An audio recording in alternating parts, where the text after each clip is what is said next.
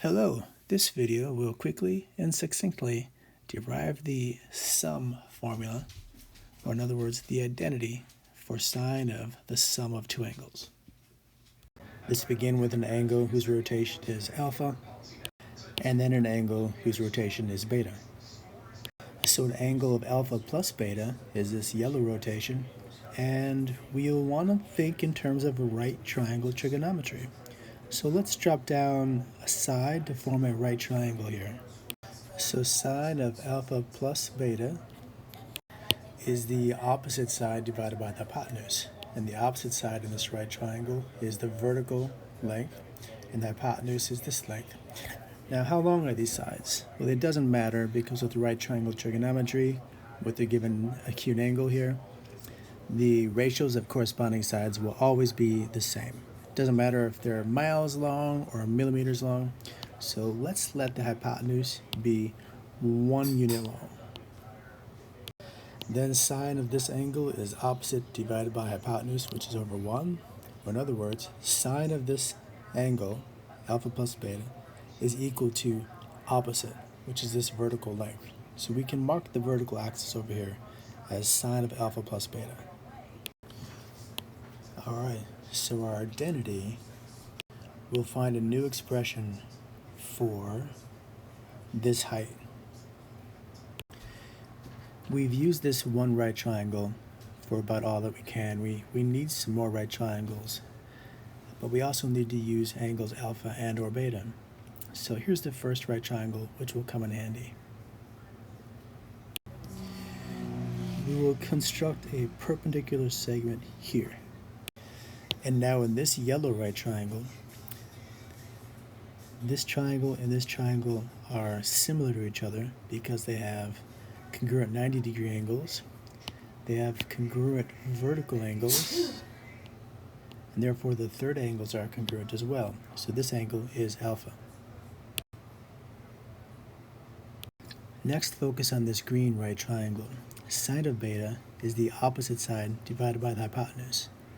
Therefore, sine of beta is equal to the opposite side. Similarly, cosine of beta is equal to this adjacent side divided by the hypotenuse, which is 1. So cosine of beta is the adjacent side. Remember, we're trying to come up with a different way of writing sine of alpha plus beta, which is a different way of writing this vertical distance. And the way we're going to do it is break it up into a sum of two parts.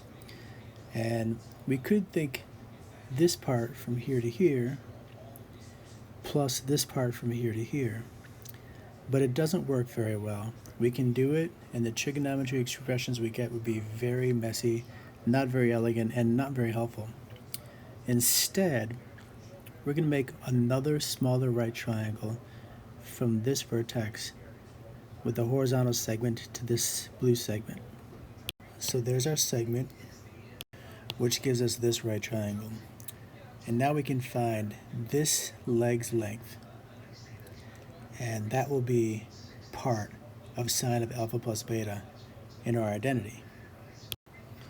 If we call that leg x, then cosine of alpha is the adjacent divided by the hypotenuse, or x over sine of beta, and therefore x is sine of beta cosine of alpha.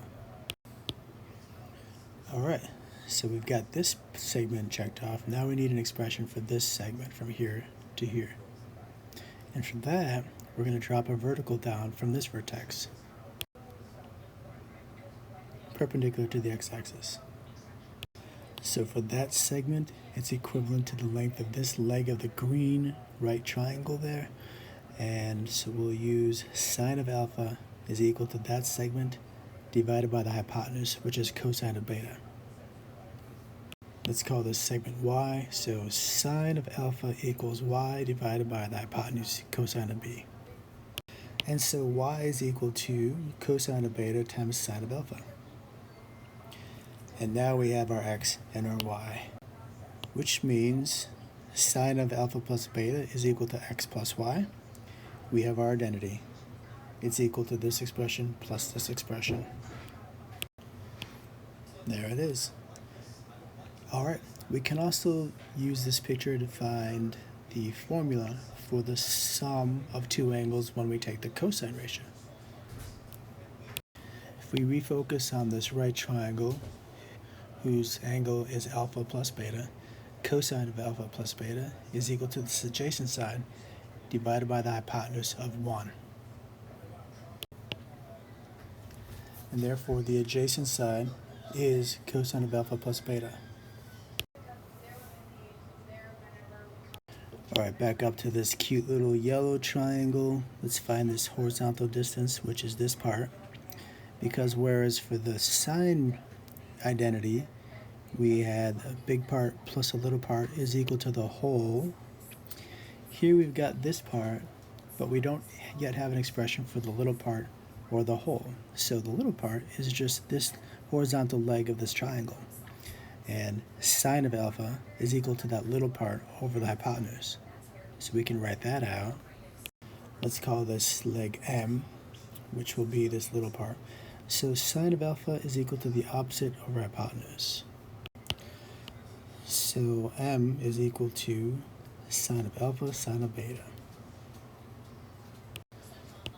Now we need an expression for this entire length. And then our identity will be the entire length minus M. The identity for the sum formula for the cosine ratio. Alright, so how to find the expression for this whole length? Let's call that entire length N and work with this red right triangle. Cosine of alpha is equal to the adjacent side, N, divided by the hypotenuse, cosine of beta. Alright, so N is equal to cosine of alpha times cosine of beta. So we now have an identity for the sum formula for the cosine ratio. This green ratio is equal to the entire thing, N, minus the little part M. Or in other words, cosine alpha, cosine beta, minus sine of alpha, sine of beta. Alright, now if we had changed this to a subtraction problem, we can just think of it as the alpha plus the opposite of beta. And cosine of beta and cosine of the opposite of beta are the exact same ratio, so that won't change. But sine of beta and sine of the opposite of beta are opposite signs of each other, so this would become a negative sine of beta cosine of alpha. So when it's a sum, it's a sum, and when it's a difference of two angles, the sine ratio is the difference of these expressions. For cosine, on the other hand, if we change it to a difference of angles, alpha minus beta, then beta is the opposite sign, but again, cosine of beta and cosine of the opposite beta are the exact same thing because cosine is an even function. So this term doesn't change. But for the term after the subtraction sign, sine of beta will be sine of opposite of beta, which is the opposite sign, which means this whole thing will change signs. So the opposite of the opposite is plus. What about the sum formula for the tangent ratio?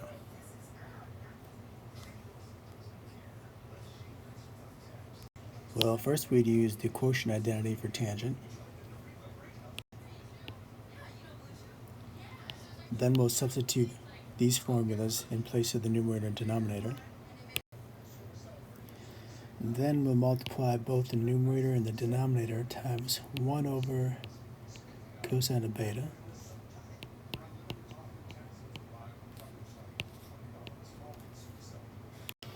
And when we distribute 1 over cosine of beta times this, we're left with just sine of alpha.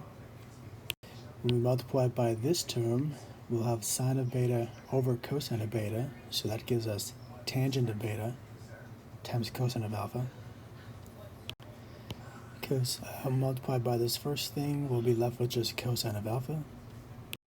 And then when we multiply by this factor, the sine of beta over cosine of beta is tangent of beta times sine of alpha. After that, we'll multiply by 1 over cosine of alpha over 1 over cosine of alpha. And that gives us sine of alpha over cosine of alpha, or tangent of alpha, plus this numerator and denominator cancel out, so just tangent of beta. And 1 minus, then the sine of alpha, cosine of alpha in the denominator is tangent of alpha. So we have tangent of alpha times tangent of beta. There it is. And there's our complete list of the sum formulas. Alright, let's quickly go to the double angle formulas. If we have sine of 2 beta, then we just let alpha be equal to beta, and we'll have beta plus beta, which is sine of a double angle. And that gives us sine of beta, cosine of beta, sine of beta, cosine of beta. So we have the same thing twice, or in other words, 2 sine of beta, cosine of beta. How about the double angle identity for cosine? Cosine of 2 beta can be thought of as cosine of beta plus beta. So we'll substitute beta in for our alpha. Cosine of beta, which is cosine squared of beta, minus sine of beta, sine of beta. So minus sine squared of beta. Now recall the Pythagorean identity. Cosine squared plus sine squared is 1. So we can rewrite the double angle identity for cosine 2 other ways. If we substitute in for cosine squared 1 minus sine squared, then we'll have in green 1 minus sine squared, put in cosine's place, minus sine squared again. Or in other words, 1 minus 2 times sine squared of beta. Similarly, if we make a substitution in sine squared of beta is 1 minus cosine squared. Then we'll have cosine squared minus 1 minus cosine squared, which means we'll have a positive cosine squared and a positive cosine squared. So 2 cosine squared minus 1. Alright, there's our double angle identities. What about for tangent?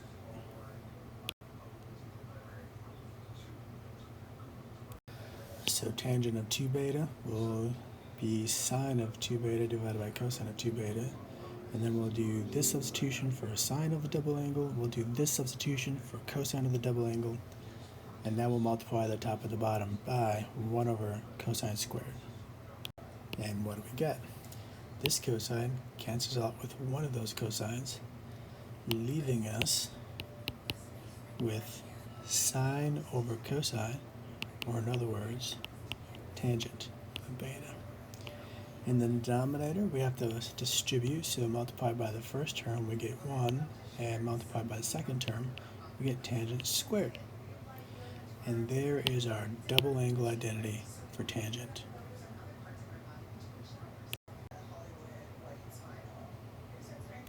Okay, the last identities we're going to derive in this video are the power reducing identities. How can we change the sine squared ratio into an expression that has only sines and or cosines and or tangents, but no squared ratios? Well, the way we'll do it for sine squared is just by solving for sine squared here. Remember, these things are equal to cosine of 2 beta.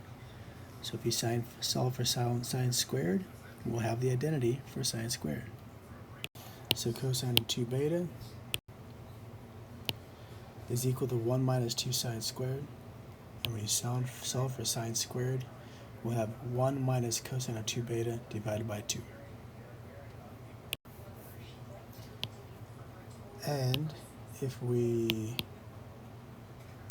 use this one, cosine of 2 beta is 2 cosine squared of beta minus 1. Then cosine squared will equal 1 plus cosine of 2 beta over 2.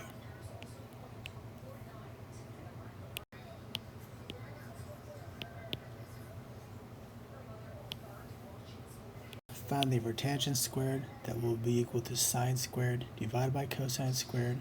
The 2's cancel out, and we're left with 1 minus cosine of 2 beta divided by 1 plus cosine of 2 beta. Alright, now for the AP Calculus BC curriculum, the identities that you absolutely must memorize are the power reducing identities for sine squared and cosine squared. And I would also memorize this one. These especially, though, will be required knowledge in order to solve some problems in AP Calculus BC. Alright, well, I hope this video satisfied your curiosity of where these formulas came from. You'll never be asked to actually derive these, but now you know where they came from, and you know that you should have these two memorized.